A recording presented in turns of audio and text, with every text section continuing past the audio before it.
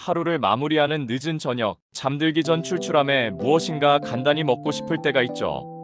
하지만 이런 늦은 시간의 식사가 우리 몸의 혈당 조절에 어떤 영향을 미치는지 생각해 보신 적 있으신가요? 최근 독일에서 진행된 연구는 우리가 언제 식사하느냐가 단순히 습관이나 편의의 문제가 아니라 몸속 시계 시스템, 즉 생체 리듬과 깊은 관련이 있다는 사실을 밝혀냈습니다. 우리 몸에는 24시간 주기로 작동하는 서카디안 리듬, 즉 생체 시계가 있습니다. 이 생체 시계는 뇌뿐만 아니라 간, 췌장 등 장기에도 존재하며 우리가 먹는 시간에 따라 신진대사와 호르몬 작용을 조절합니다.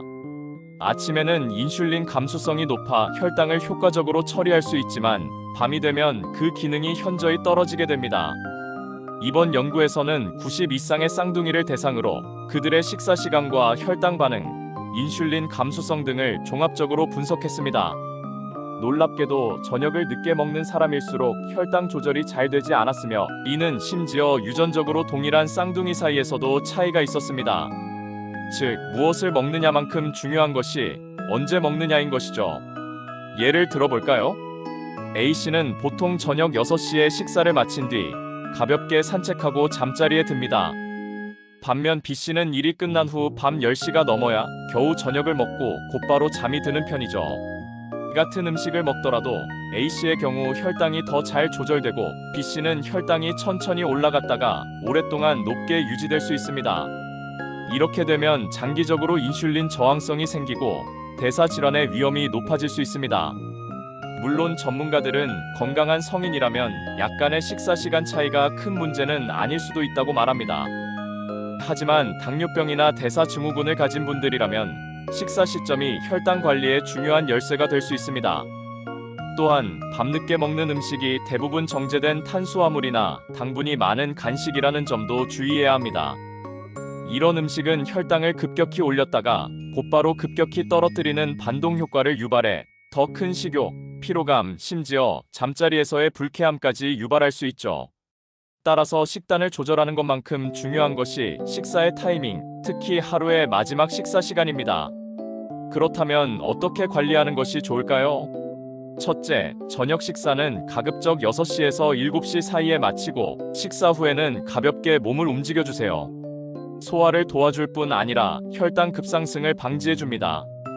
둘째, 늦은 저녁이 불가피할 경우에는 정제 탄수화물보다는 단백질과 식이섬유가 풍부한 식품을 선택하세요. 예를 들면 삶은 달걀, 두부, 야채 스틱, 통곡물 등이 있습니다. 셋째, 취침 2~3시간 전에는 식사를 마치는 것이 이상적입니다. 그래야 수면 중에도 혈당이 안정적으로 유지되고 숙면에도 도움이 됩니다. 이번 연구는 특히 쌍둥이를 통해 유전적 요인을 통제한 결과 늦은 식사의 영향을 더 명확히 밝혀냈다는 점에서 의미가 큽니다. 여러분도 혹시 밤마다 야식이 습관처럼 되어 있다면 오늘부터라도 식사 시간을 조금만 앞당겨보는 것 어떨까요?